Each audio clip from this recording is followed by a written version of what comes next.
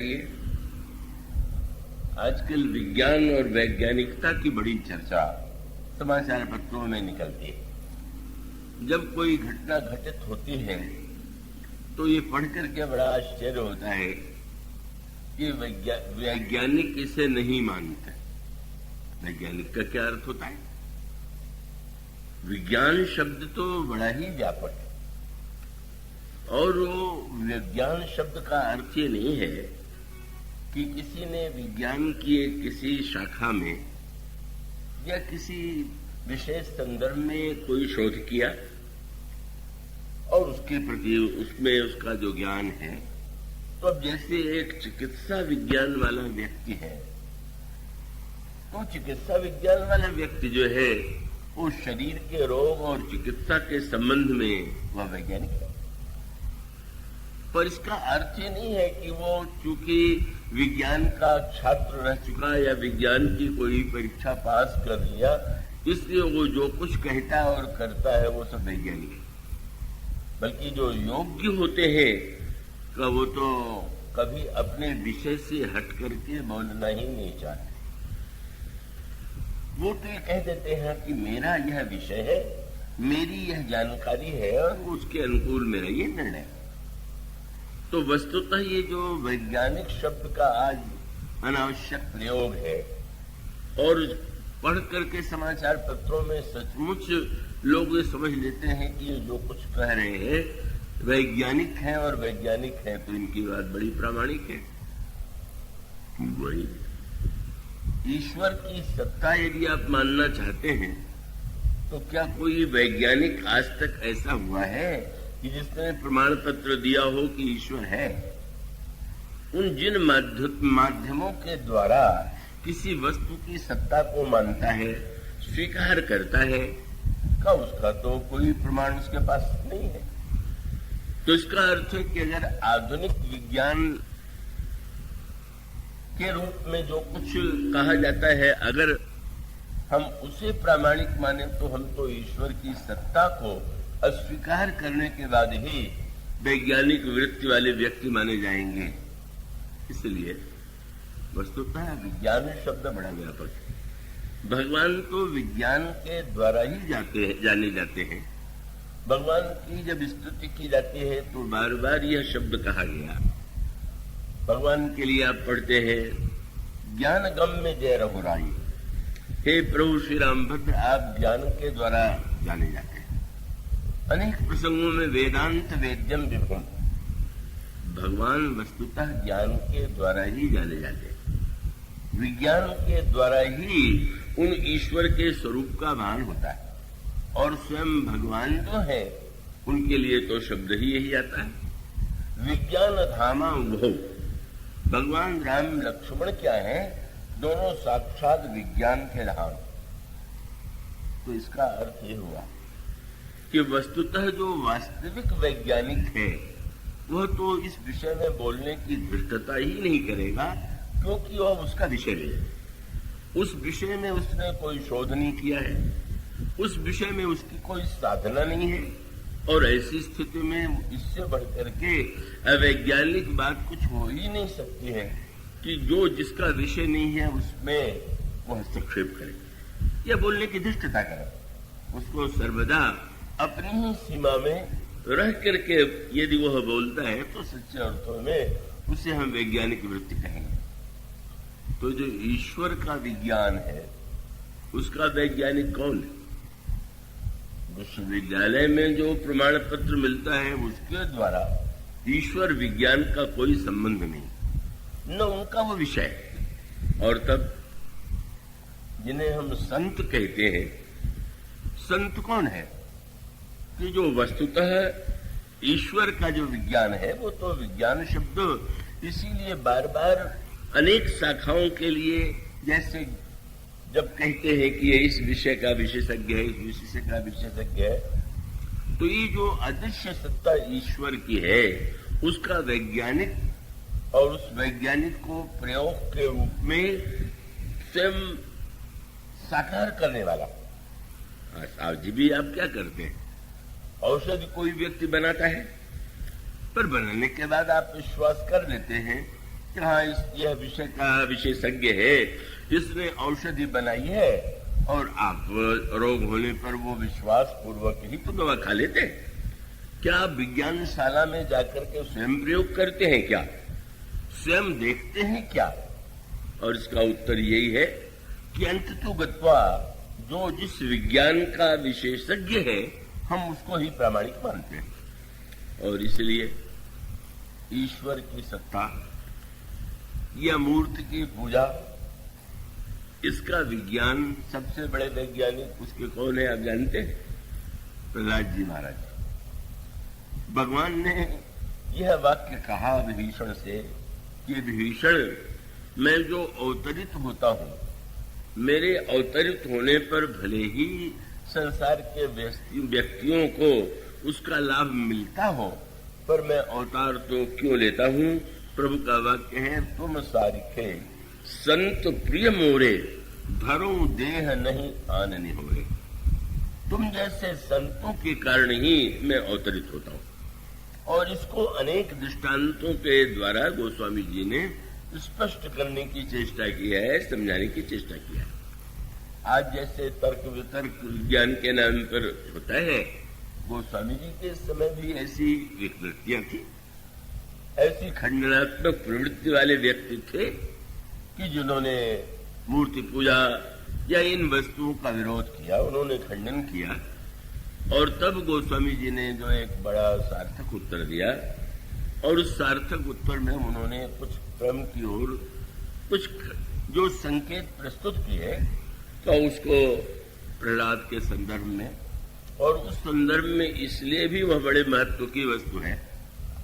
श्री रामचरितमानस में प्रसंग आता है, श्री भरत चित्रकूट जा रहे, देवता बड़े चिंतित। क्यों? उन्हें ऐसा लगता है कि श्री राम तो मर्यादा पुरुषोत्तम हैं, पर जितने मर्यादा पुरुषोत्तम हैं उतने ही प्रेमिल स्वभाव के, स्नेही स्वभाव के। और भरत का जो प्रेम है वो तो अद्भुत है, द्वितीय। तो कहीं ऐसा न हो कि वो मर्यादा की रक्षा के लिए वन में तो चले गए, और श्री भरत यदि आग्रह करे कि आप लौट चलिए तो लौट जाए। और तब उन लोग वे सोचने लगे क्या किया जाना चाहिए, और उनको एक ही उपाय उनके ध्यान में आया कि कोई ऐसा उपाय किया जाए कि जिससे श्री भरत और श्री राम का मिलन न हो। भरत ही राम ही भेंट न हुई, किंतु उनका सौभाग्य था, और सौभाग्य यह था कि उन्होंने अपने विचार को क्रियान्वित नहीं किया। उन्होंने देखा अपने गुरुदेव बृहस्पति की ओर, इंद्र को और देवताओं को यह देख करके बड़ा आश्चर्य हुआ कि बृहस्पति जी के मुख पर चिंता का कोई चिन्ह दिखाई नहीं दिया, और तब इंद्र से नहीं रहा गया। और इंद्र ने कहा कि गुरुदेव आप चिंतित नहीं है, देखिए ना, यदि श्री भरत का श्री राम से मिलन हुआ और श्री भरत ने श्री राम से लौटने के लिए कह दिया, तो क्या आपको यह लगता है, क्या आपको ये प्रतीत होता है कि प्रभु मर्यादा के नाम पर अयोध्या नहीं लौटेंगे? क्या आपको ये नहीं लगता कि श्री भरत जो है कि बात मान करके प्रभु लौट जाएंगे? तो बृहस्पति जी ने कहा मेरे मन में तो कोई संदेह ही नहीं, अगर भरत कहेंगे तो तुरंत लौट जाएंगे। तो महाराज आप चिंतित नहीं क्यों है? और उन्होंने ये कहा कि आप सोचिए, भगवान ने हम लोगों के लिए अवतार दिया, बहुत सुंदर प्रसंग है, और हम लोगों का कार्य तभी संपन्न होगा जब रावण का वध होगा। तो श्री राम को वन जाने की योजना हमने बनाई कि जिससे वे वन में जाए और अंत में रावण का वध हो और देवताओं का संकट दूर हो। अब अगर श्री भरत भगवान के उद्देश्य में बाधक बन रहे हैं और वे श्री राम को लौटा ले आते हैं, तब तो फिर जो अवतार का उद्देश्य है वही पूरा हो जाएगा, अधूरा रह जाएगा। बृहस्पति को हंसी आ गई। उन्होंने कहा, अच्छा आप लोग ये समझते हैं कि भगवान आप लोगों के लिए अवतार लेते हैं, और तब मानो यूं आप दृष्टांत के रूप में देखें कि जब आप गाय का दूध पी रहे हो तो आप क्या सभी अधिकांश लोग दूध पीते, पर दूध पीते समय अगर आपको ये गर्व हो जाए कि गाय तो हमारे लिए दूध देती है, तो इससे बढ़कर के तो विवेक कोई हो ही नहीं सकता। गाय बिल्कुल आपके लिए दूध नहीं देती। आपसे गाय को उस अर्थ में आपके प्रति उसकी कोई ममता नहीं है। आपने देखा है कि गाय से दूध पाना हमारा स्वार्थ है, पर हमें ज्ञात है कि गाय का जो दूध है वो व्याप्त है, और उस व्याप्त दूध को पहले तो स्तन में आना चाहिए, और स्तन में आने के पश्चात फिर उसके बाद का वो दूध हमें प्राप्त होगा। तो व्यक्ति को यह भी ज्ञात है कि गाय में दूध है, ये प्रत्यक्ष तो दृष्टिगोचर नहीं हो रहा है, पर वो आगे चल करके व्यक्ति ने प्रयोग करके देखा, और उसका उपाय तो बड़ा सरल है। वो बछड़े को सामने कर देता है, और बछड़े को देख करके गाय में जो उमड़ता है वात्सल्य, अपने बछड़े के प्रति जो प्यार उमड़ता है, उससे उसके स्तनों में दूध उमड़ आता है। और तब आप पहले बछड़े को आगे कर देते। अब ये बात आप पर है कि आप कितना बछड़े को पीने देते हैं और कितना अधिक अपने लिए रखने की चेष्टा करते हैं। अच्छी बात तो यही कि अधिक से अधिक पीने के लिए बछड़े को दिया जाए, पर वो स्वार्थी व्यक्ति के लिए तो संभव नहीं हो पाता। वही दृष्टांत भगवान के संदर्भ में भी कहा गया है। बछड़े के लिए गाय ने दूध दिया और आपने उसको लेकर के अपना काम चलाया, तो गाय ने बछड़े के लिए दूध दिया, आपके लिए नहीं।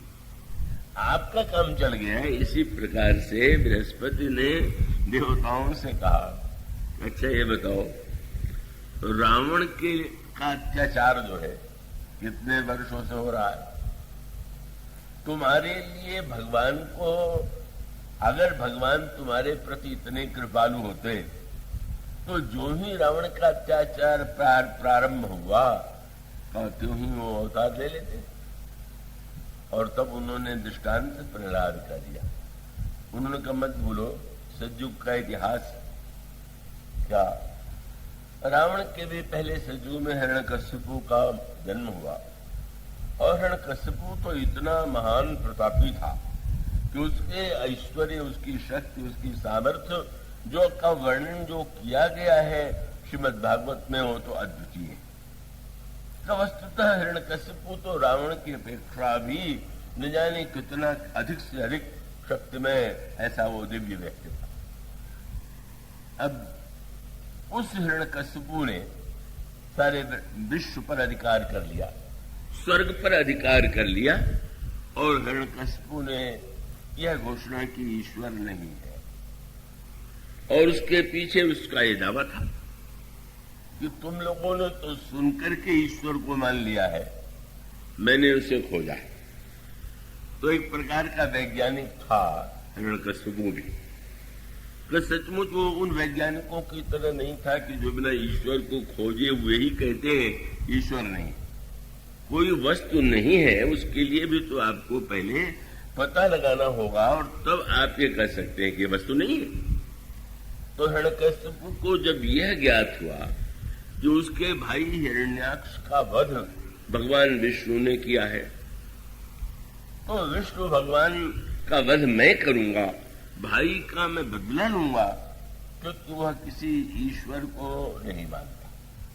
वो मानता है कि विष्णु भी एक शक्तिशाली व्यक्ति हैं, देवता है। जैसे दैत्यों में अनेक शक्तिशाली हैं, उसी प्रकार से देवताओं में विष्णु है, और विष्णु है तो मैं बदला लूंगा। और बदला लेने के लिए वो समस्त ब्रह्मांड में जाने की क्षमता हिरण्यकश्यपु को प्राप्त थी। सारे ब्रह्मांड में उसने देखा, और जब उसे ईश्वर की सत्ता का और विष्णु की सत्ता का प्रमाण नहीं मिला, तो उसने लौट करके घोषित कर दिया कि मैंने अच्छी तरह से पता लगा लिया है कि ईश्वर कहीं है ही नहीं। पर उसने एक बात और भी कह दिया कि लोगों को कुछ ऐसे अविवेकी होते हैं कि जो किसी न किसी का सहारा ढूंढते हैं, और इसीलिए तुम लोगों ने ईश्वर की सत्ता को मान लिया है। तो अगर तुम्हें बिना ईश्वर की सत्ता के रहा न जाता हो तो समझ लो मैं ही ईश्वर हूं। हाँ, वो एक गर्वीला व्यक्ति था भाई, अब तुम्हारा नहीं चलता है।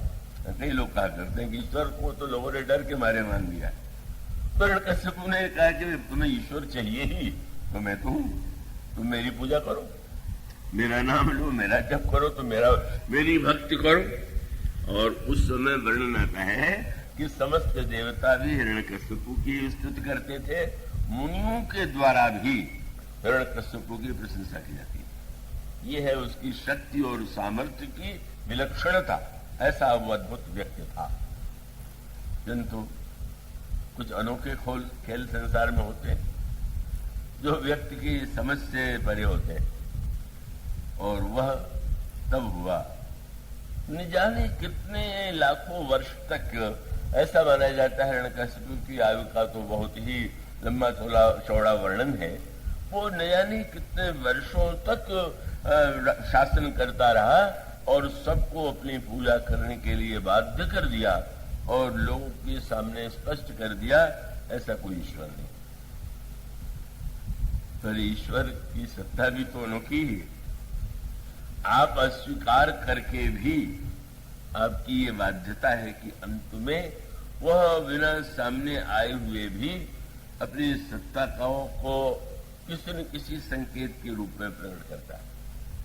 और उसका सबसे बड़ा संकेत क्या हुआ कि हिरण्यकश्यप के पुत्र के रूप में जिस बालक ने जन्म लिया वह है प्रहलाद।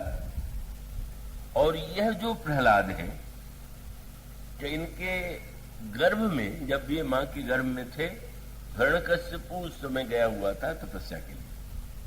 तो उस समय एक और तो ये कहा गया, वहां पर भी ये जो कथाएं पुराणों में आती हैं बड़ी सांकेतिक है कि इंद्र को ये लगा कि हिरण्यकश्यप जो है वो तो महान दुष्ट है ही, और उसके पत्नी के गर्भ से जो दैत्य उत्पन्न होगा वो न जाने कितना संकट उत्पन्न करेगा, तो इसके गर्भ को ही नष्ट कर दिया जाए। पर देवर्षि नारद संत है, संत ने कहा क्या यही एकमात्र उपाय है नष्ट कर देना? और तब उन्होंने मुनि के आश्रम में, वो हिरण्यकश्यप की पत्नी संतों के आश्रम में निवास करती है, और वहां तो निरंतर भगवान की कथा सत्संग इस प्रकार से निरंतर चलता रहता है। और जो गर्भस्थ शिशु है, वो शिशु जो है उस पर एक संस्कार पड़ता गया। वह जो मां सुन रही थी वो बालक के अंतःकरण पर प्रभाव डाल रहा था, और तब जिस उस बालक का जन्म हुआ जो महानतम भक्त सिद्ध हुआ। अगर नास्तिकता का सबसे बड़ा प्रतीक हिरण्यकश्यप था, तो आस्तिकता का सबसे प्रबल प्रचंड जो जिसने साक्षात्कार कराया वह प्रहलाद। बाप नास्तिक और बेटा आस्तिक, बाप बड़ा बुद्धिमान और बेटा बड़ा भोला। और याद रखिए कि ईश्वर के संबंध में आपकी चतुराई का उपयोग कम है, उसके संबंध में तो जो व्यक्ति जितना सरल है, जो जितना विश्वासी है, जो जितना भोला है, वो भगवान को उतनी ही सरलता से पा लेता है। इसे रामायण में शब्द वाक्य आया है, मन क्रम वचन छाणी चतुराई, भजत कृपा करी है रघुराई। और उसका अभिप्राय यह है कि अब जब प्रहलाद को शिक्षा प्राप्त होती है तो वो जो गर्भ में संस्कार मिला हुआ है वो अन्य बालकों से भी भगवान के नाम की महिमा, भगवान ईश्वर की सत्ता की महिमा और भक्ति का उपदेश देते हैं। किसी तरह से यह समाचार हिरण्यकश्यप के पास पहुंचता है। हिरण्यकश्यप की जो दैत्य वृत्ति है, जो द्वैत वृत्ति है, वो बड़ी प्रबल है। और सचमुच उसके लिए उसको यह सुन करके बड़ी चोट लगी कि एक बालक जिसका जन्म हुआ उसकी पत्नी के गर्भ से, और वो ईश्वर की भक्ति और ईश्वर के नाम का प्रचार बालकों में कर रहा है। और तब एक दिन प्रहलाद को बुलाया गया, इतने दिनों से गुरुकुल में रह करके शिक्षा प्राप्त कर रहे हो, क्या तुमने प्राप्त किया? तो भोरे प्रहलाद ने भगवान के नाम का संकीर्तन और ईश्वर की सत्ता के विषय में जब कहा तो क्रोध में वो आग बबूला हो गया। वो स्वामी जी ने क्रोध का सर्वश्रेष्ठ प्रतीक हिरण्यकशिपु को माना है। क्रोधी लोग अनेक कार्य क्रोध में कर जाते हैं, पर जिसका क्रोध इतना प्रबल हो कि अपने पुत्र का वध करने के लिए वो इतना प्रयत्न करे, और कितना स्थायी उसका क्रोध रहा होगा उसकी आप कल्पना कीजिए। यह हिरण्यकशिपु का क्रोध था। और उसने पहले तो गुरुजी की खबर लिया, तुम अपने विद्यालय में यही सब पढ़ाते रहते हो क्या? बेचारे गुरुजी डर गए, महाराज मैंने तो इसको आपकी महिमा का ही वर्णन सुनाया। और बार बार तब वो वर्णन आता है कि हिरण्यकशिपु ने प्रहलाद को स्पष्ट कह दिया कि तुम बस इस जो तुम भ्रांत विचारों का प्रचार कर रहे हो उसे छोड़ दो। तो मानो उसका अभिप्राय है एक व्यक्ति वह है जो हिरण्यकशिपु के समान है और उसके पास तर्क तो ही है। इसीलिए उसने जब देखा कि प्रहलाद किसी भी प्रकार से मानने के लिए प्रस्तुत नहीं है, तो आदेश दे दिया कि इसको मार डालो। और मार, कृपया कोई बहुत वेदांत दर्शन नहीं हो रहा है, इसको सुन के मत सुनिए।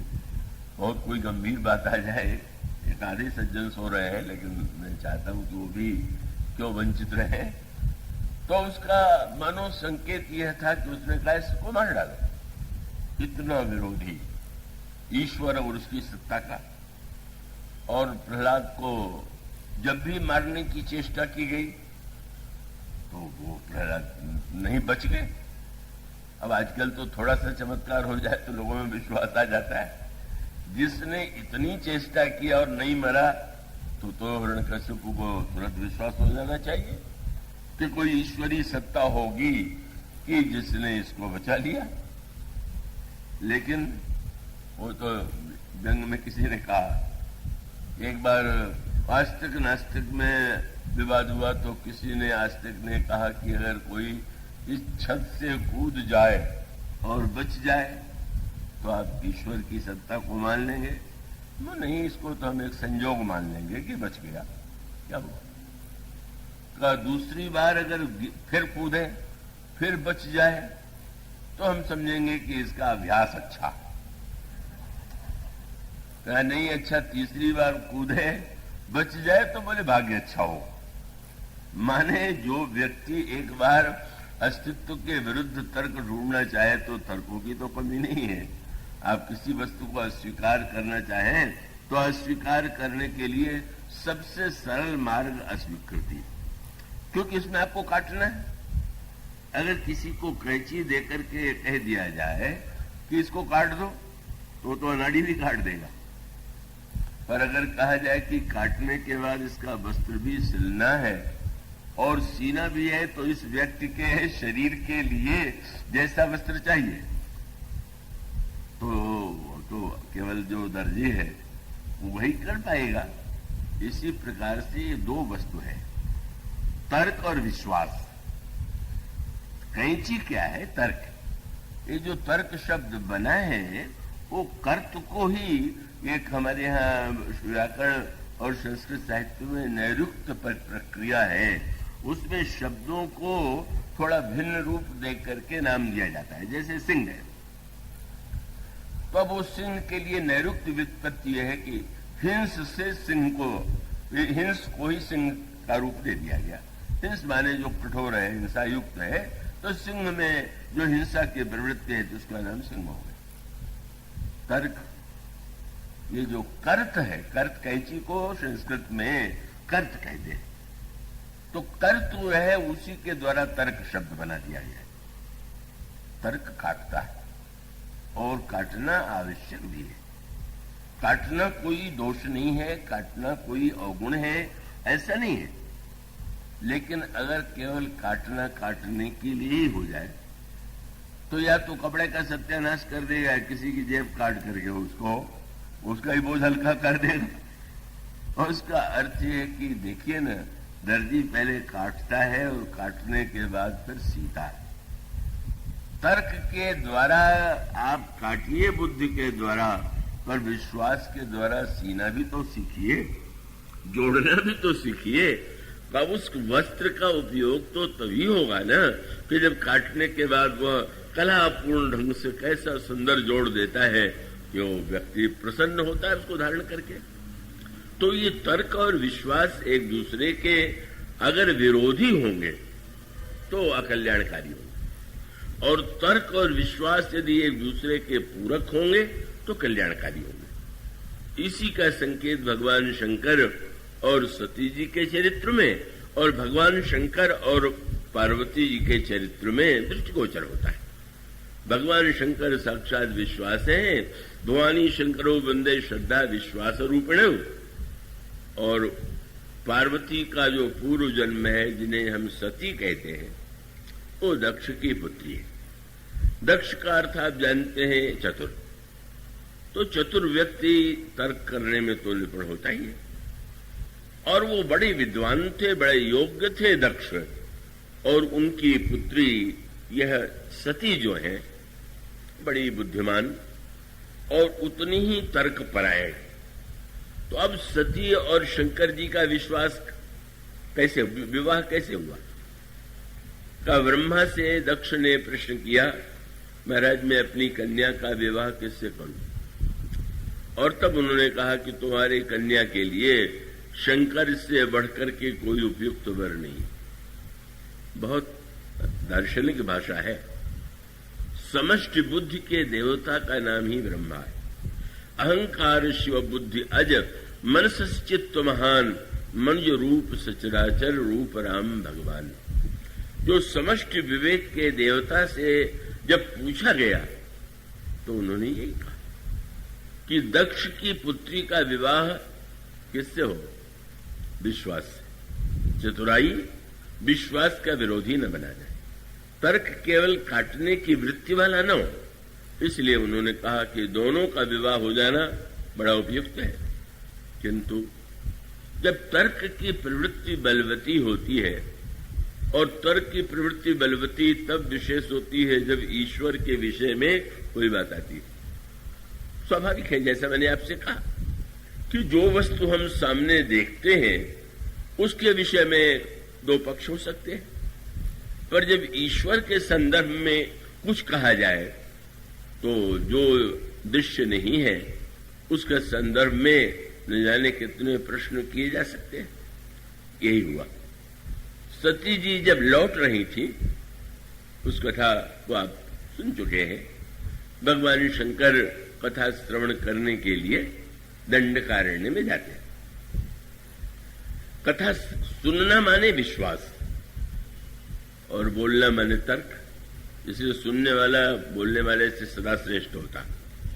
उसका अर्थ होता है कि वो बिना अगर तर्क रहित बात कोई वक्ता रखे, यहां तक कि तर्क का खंडन करने के लिए भी तो उसको तर्क ही ढूंढना पड़ेगा।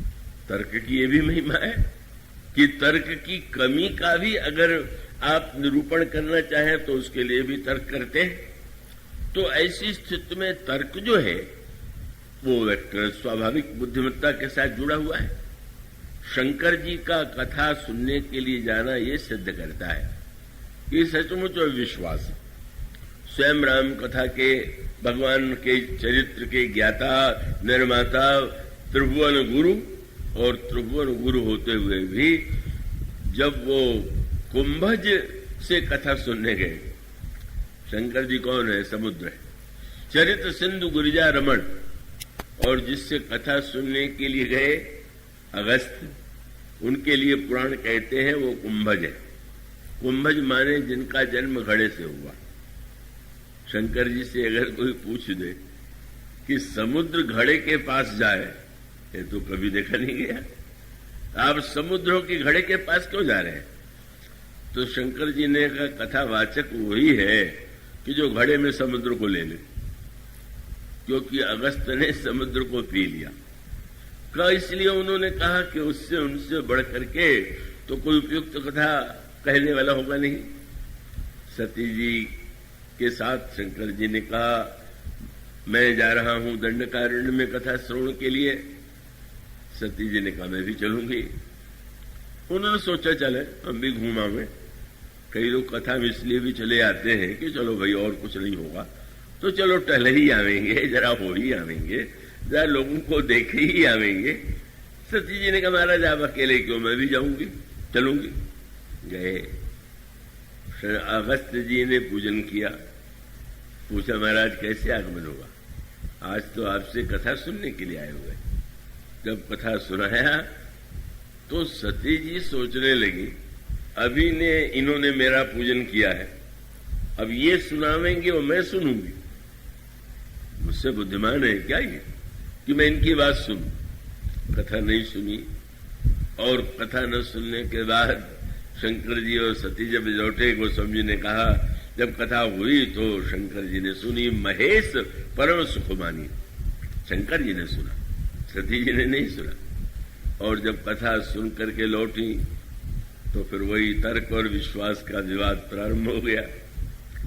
भगवान राम सीता जी के वियोग में व्याकुल होकर के वृक्षों और लताओं से पता पूछते हुए भ्रमण कर रहे।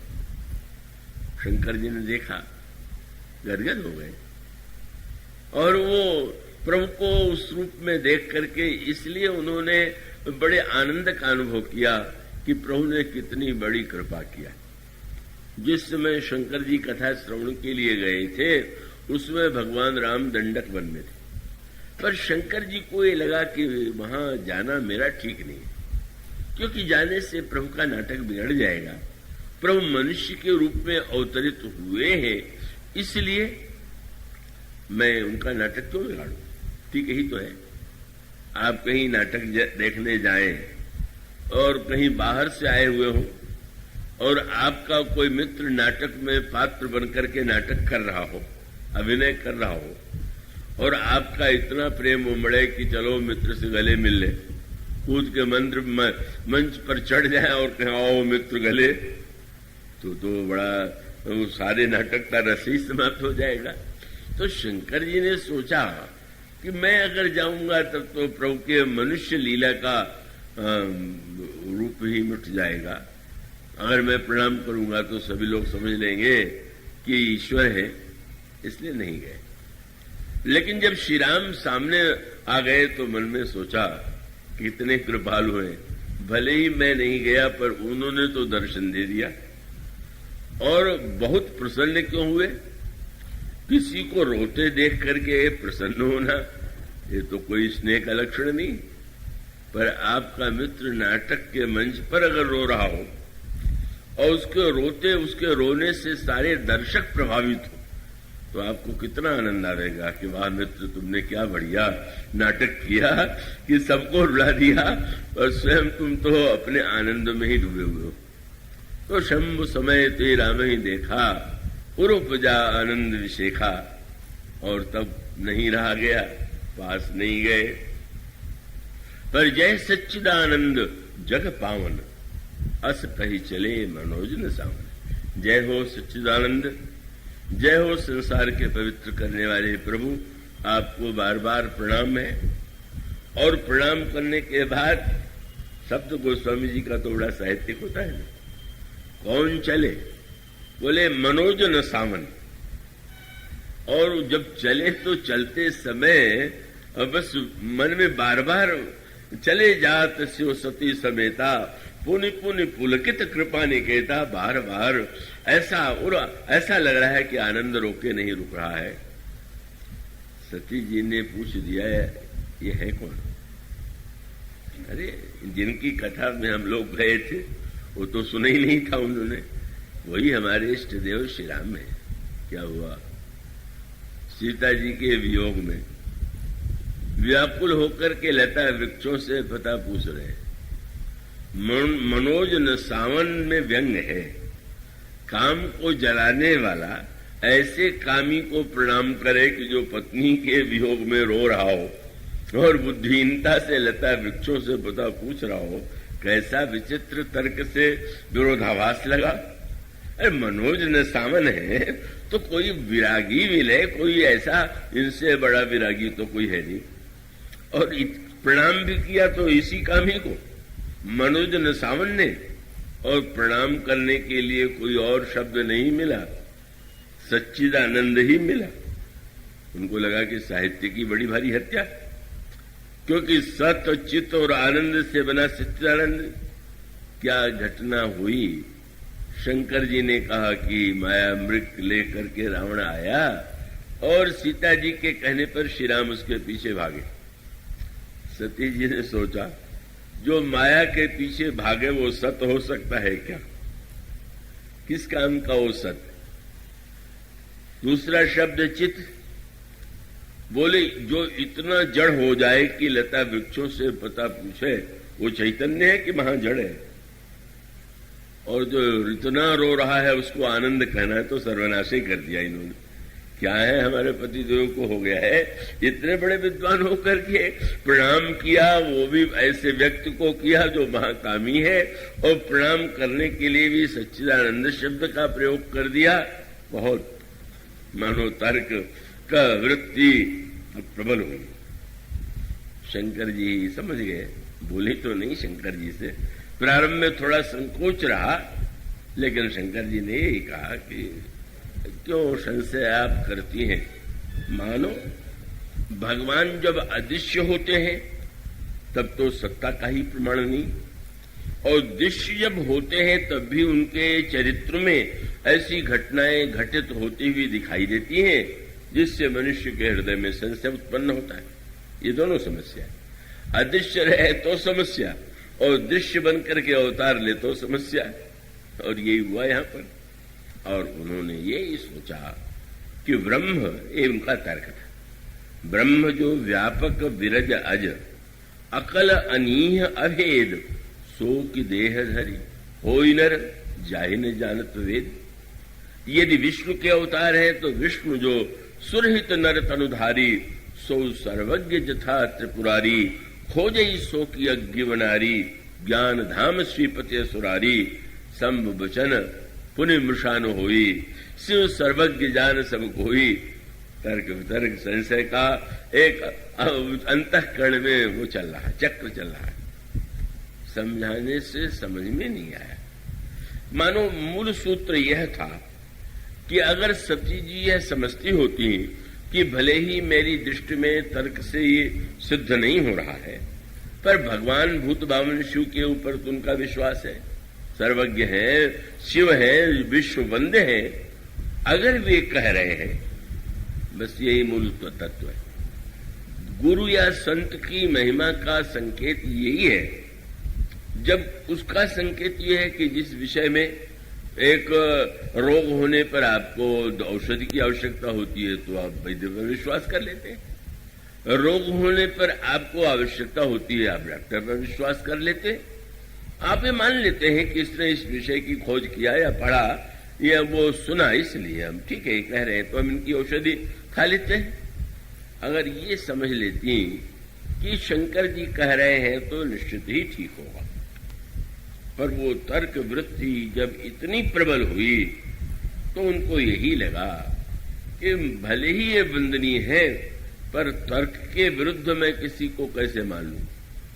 तर्क करने वालों का एक ही तर्क विशेष होता है कि कोई कुछ भी क्यों न कहे, पर जो तर्क के विरुद्ध है उसको क्यों ग्रहण करना चाहिए, उसे क्यों मानना चाहिए, और उसकी फिर एक लंबी का, क्योंकि ईश्वर के संदर्भ का मूल तत्व यही है कि है जो अदृश्य सत्ता के रूप में ईश्वर है का उसके कार्य लौकिक नियमों की सीमा में भी होते हैं और लौकिक नियमों की सीमा से परे भी होते हैं। प्रकृति के अपने नियम हैं और प्रकृति के नियम के अनुकूल सृष्टि चल रही है, यह तो स्पष्ट ही है, पर ईश्वर का अभिप्राय यह है कि प्रकृति के नियम से होने के प्रकृति के द्वारा वह संचालित नहीं है, अपितु प्रकृति के का वह संचालक है, और इसलिए वह प्रकृति पार प्रभु सब उर्वासी। आप समस्त संसार के प्राणियों के हृदय में रहते हुए भी आप प्रकृति में दिखाई भले ही दें, पर आप प्रकृति से परे भी। तो प्रकृति के जो नियम है वह पूरी तरह से ईश्वर में घटित कभी नहीं होते, हो सकते ही नहीं। और वो जिस समय घटित पूरी तरह हो जाएंगे उसी समय ईश्वर ससीम हो जाएगा। उसकी असीमता या अनिर्वचनीयता का कोई प्रश्न ही नहीं। जब ये कहा जाता है कि ईश्वर अनिर्वचनीय है, का उसका स्वरूप अनिर्वचनीय है, तो अनिर्वचनीय का अभिप्राय यह है कि जहां पर एक सूत्र आ जाता है कि जहां पर शब्द यह कहा गया, राम अतर्क बुद्धिमन बानी मत हमार अस सुनो भवानी। मानो संसार के विषय में तर्क का प्रयोग करना उपयुक्त हो सकता है, पर ईश्वर तो तर्क से परे है, अतर्क है। का मानो तर्क जहां पर अपनी सीमा को जान ले, इससे बढ़कर के तर्क और बुद्धिमत्ता का कोई सदुपयोग नहीं होगा कि तर्क और बुद्धिमत्ता के द्वारा व्यक्ति यही न जान ले कि मैं कितना जानता हूं, अपितु ये जान ले कि मैं कितना नहीं जानता हूं। ये जो लोग बहुत बोलते हैं वो इसीलिए कि वे इतना ही दिखाने की चेष्टा करते हैं कि हम इतना जानते हैं। उन्हें ये पता ही नहीं कि आप कितना कम जानते हैं, कितना नहीं जानते हैं, कितना अल्प जानते हैं। इस असीम ब्रह्मांड में ही इतना व्यक्ति का ज्ञान का सीमित है कि वह उस असीम ब्रह्मांड, उसकी रचना, उसकी अलौकिकता, उसको वो तर्क के द्वारा या किसी यंत्र के द्वारा प्रमाणित कर पाने में सर्वथा असमर्थ है। इस सत्य का अनुभव करने के बाद यह नहीं है कि तर्क का महत्व नहीं है। इसलिए रामायण में एक संकेत मिलता है, भगवान को देखने के लिए जो प्रत्यक्ष को मुख्य प्रमाण मानते हैं, उस संदर्भ में सती का भी चरित्र है। सती तार्किक हैं, दक्ष की बेटी हैं। जब भगवान शंकर ने उनके ईश्वरत्व का प्रतिपादन किया, महाराज क्षमा करेंगे, मैं आपको प्रणाम करती हूं पर मेरी बुद्धि से स्वीकार नहीं कर रही, तो भगवान शंकर ने कह दिया ठीक है, बुद्धिमान व्यक्ति तो परीक्षा के द्वारा ही किसी को प्रामाणिक मानता है, तो जो तुम्हारे मन अति संदेह तो कर जाए परीक्षा ले। तुम परीक्षा के मार्ग से ईश्वर को जानने की चेष्टा करो। अब ईश्वर की विलक्षणता यह है, इसीलिए वो नियम से परे। दो व्यक्ति परीक्षा लेने के लिए गए भगवान की, रावण और सती। रावण के अंतःकरण में भी प्रश्न आया कि क्या राम मनुष्य है या ईश्वर है। उसने भी निर्णय किया कि हम परीक्षा लेंगे। और सती के अंतःकरण में भी ये प्रश्न है कि मनुष्य है कि ईश्वर है। अब कठिनाई है कि दोनों के सामने ईश्वर ने अपने को अलग अलग रूपों में प्रकट किया। क्या रावण की कसौटी थी माया मृग, मैं कपट मृग लेकर के चलूंगा, ईश्वर है तो वो पहचान जाएंगे कि नकली मृग है, और अगर नहीं पहचान लेंगे तो मैं समझ लूंगा कि अरे मनुष्य। वही हुआ, मृग लेकर के गया श्री राम।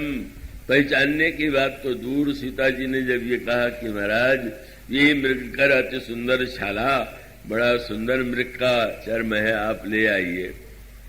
और जब भगवान राम कमर में फेंटा कस करके चले, तो चलते देख करके रावण ने सोचा कि रात को मेरी बुद्धि कहां भ्रष्ट हो गई थी। इस राजकुमार को मैं ईश्वर समझ बैठा था। अरे ईश्वर नहीं है तो इतना बुद्धिहीन राजकुमार है, कितना बुद्धिहीन तो मैंने देखा। तो भगवान ने उसके सामने अपने को ऐसा प्रकट कर दिया कि उसने उनको मान लिया कि एक कामी या बुद्धिहीन राजकुमार है। पर सती जी से भगवान ने उल्टा व्यवहार किया। सती जी जब परीक्षा लेने आई तो उन्होंने परीक्षा लेने के लिए क्या उपाय किया, सीता जी का वेश बना लिया। सीता जी साक्षात भक्ति है। भक्ति के द्वारा भगवान को जाना जाता है, पहचाना जाता है। लेकिन यहां पर भक्ति नहीं, नकली भक्ति। वास्तविक भक्ति से तो भगवान मिलेंगे, पर इन्होंने सोचा परीक्षा कैसे ले।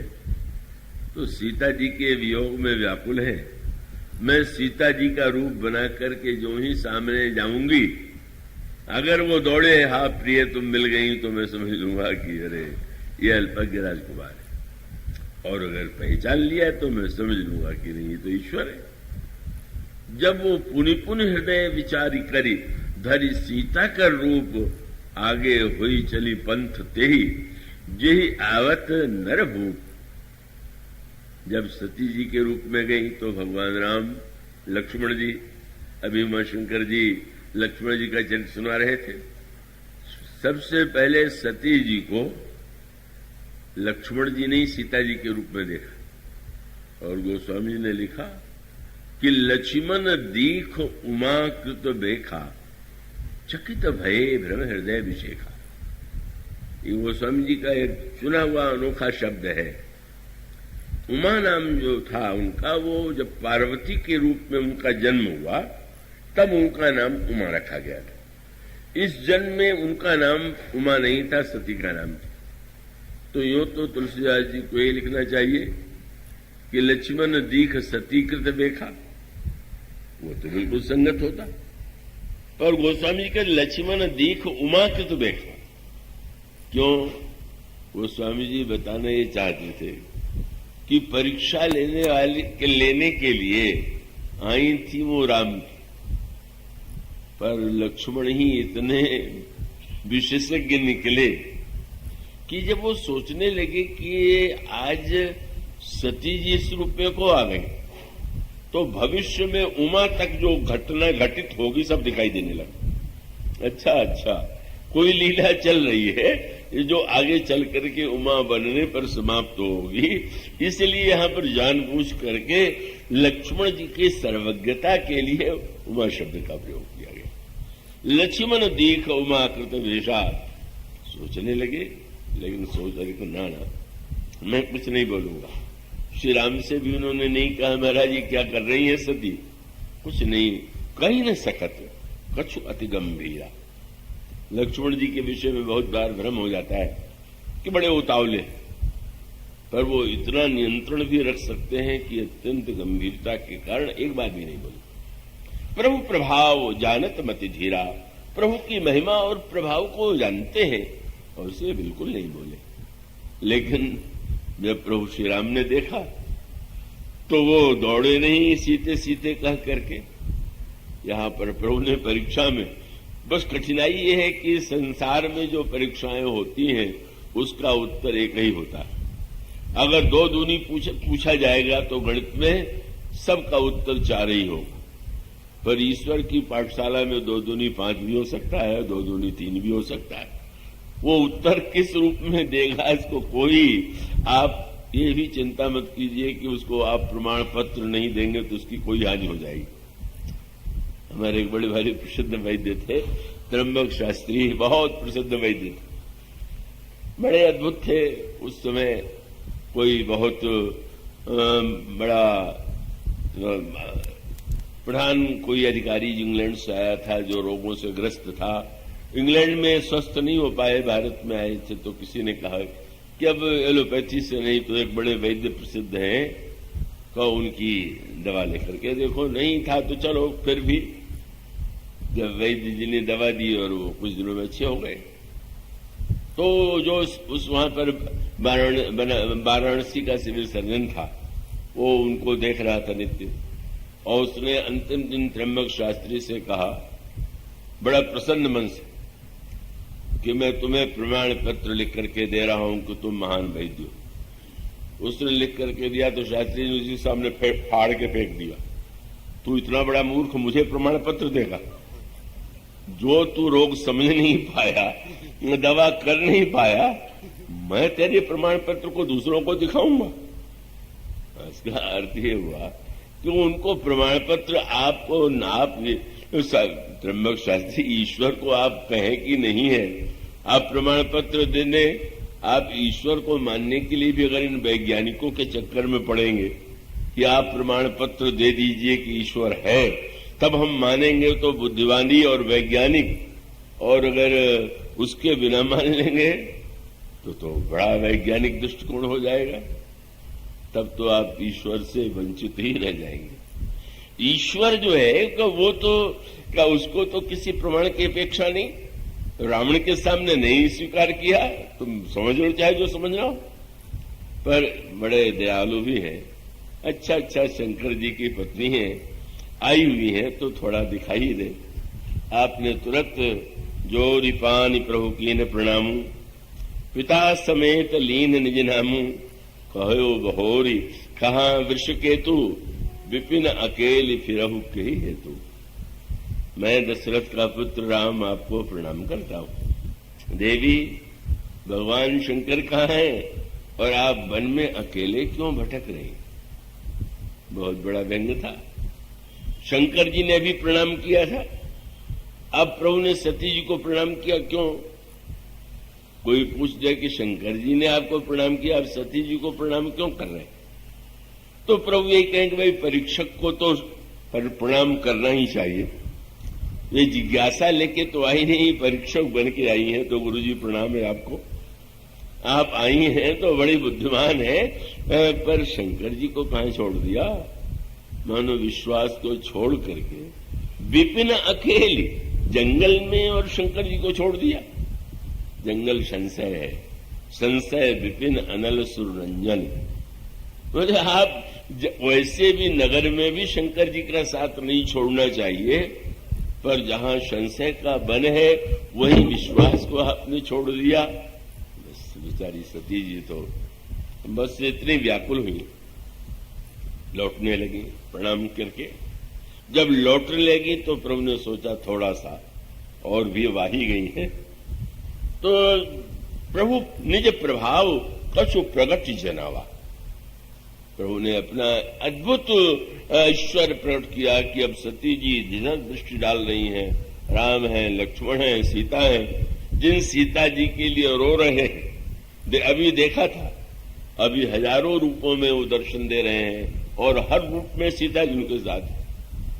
और तब क्या हुआ? बोले नैन मूदी बैठी मनोमान, रास्ते में ही आंख मूंद के बैठ गई। यही ईश्वर के संदर्भ का साधन है। जब आप दृष्टि के द्वारा उसे देखना चाहेंगे, प्रमाणित करना चाहेंगे, तर्क के बाद जब आप आंखें मूंद लेंगे, महाराज मेरी तर्क की दृष्टि की सीमाएं समाप्त हो गई, और दृष्टि की सीमा समाप्त हो गई तो अब तो आप स्वयं केवल अपना रूप ही नहीं, आप अपने रूप को देखने की दृष्टि भी हमें दीजिए। इसलिए एक कवि का वह वाक्य मुझे बड़ा ही प्रिय लगता है, जिसमें किसी ने पूछ दिया भगवान को देखना चाहे, श्री कृष्ण को देखना चाहे तो क्या करना चाहिए? तो उसने यही कहा कि देखन को घन श्याम की मूर्ति, चाहिए सूर्य की आंधरी आंखें। अगर उनके रूप को देखना है तो सूर्य की अंधी आंखें चाहिए। उसका अभिप्राय जब हमारे बुद्धि की, तर्क की सीमा समाप्त हो जाए, तभी उसके पश्चात वह विश्वास के द्वारा, प्रीति द्वारा दिखाई देता है।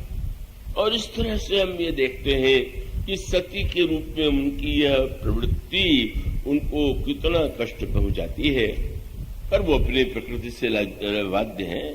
और अंततो गत्वा जब वो हिमालय की पुत्री के रूप में जन्म लेती हैं, जब वो तार्किक हैं, पर तार्किक होते हुए भी उनके अंतःकरण में श्रद्धा है, और श्रद्धा युक्त अंतःकरण से जब वो भगवान से कथा सुनाने के लिए कहती हैं, तो फिर वही तर्क उन्होंने दोहराया कि महाराज वो निर्गुण निराकार साकार कैसे हो। लेकिन शंकर जी प्रसन्न भी हुए, थोड़ा फटकार भी दिया, कहले वो पिछले जन्म की थोड़ी थोड़ी याद बाकी है क्या? अजौ न छाया मिटत तुम्हारी। पर बाद में कह दिया कि नहीं, मैं समझ गया कि तुम्हारे हृदय में भगवान की कथा सुनने की बड़ी अभिलाषा है, और इसलिए पूछो रघुपति कथा प्रसंगा, सकल लोक जग पावनी गंगा। इसका अभिप्राय है कि तर्क और बुद्धि महत्वपूर्ण होते हुए भी एक सीमा है, और उस सीमा में पहुंच करके बुद्धि और तर्क स्वयं अस्वीकार कर देते हैं, और वो कह देते हैं कि हाँ, उसके आगे हम नहीं जानते। ऐसी स्थिति में वही संकेत सर्वत्र है। अब ये जो हिरण्यकशिपु और प्रहलाद का जो चरित्र है, एक और बुद्धिमान साधन संपन्न अनेक विशेषताओं से युक्त हिरण्यकश्यप है, और दूसरी ओर प्रहलाद है।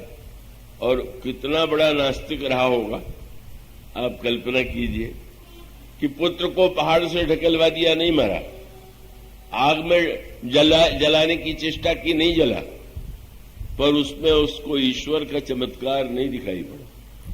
किसी ने कहा महाराज इतने बड़े चमत्कार देख रहे हैं, चमत्कार क्या होता है? आकाश में पक्षी को उड़ते देख करके कोई किसी को लगता है कि ये चमत्कार है? पक्षी को ये प्रकृति ने गुण दिया है, तो वो मेरा बेटा है, तो मुझ में जो शक्ति है इसमें भी आ गई। मैं भी अग्नि में चला जाता हूं, मुझे नहीं जलाती। मैं भी पहाड़ से कूद पड़ता हूं, मैं नहीं मरता हूं। ये मेरी विशेषता है, कोई ईश्वर कहां से बीच में आ गया? इतना तार्किक और नास्तिक था, कुछ नहीं, कोई प्रमाण नहीं। और तब वह अंतिम जो संघर्ष है, इसमें प्रश्न केवल वाचिक नहीं रह गया, बल्कि ये बन गया कि अब उसने कहा कि अभी तक दूसरों के द्वारा प्रयत्न किया गया, अब मैं स्वयं वध करूंगा। और खंभे से प्रहलाद को बांध दिया। और बांधने के बाद उसने यही प्रश्न किया, ईश्वर तेरा है कहां?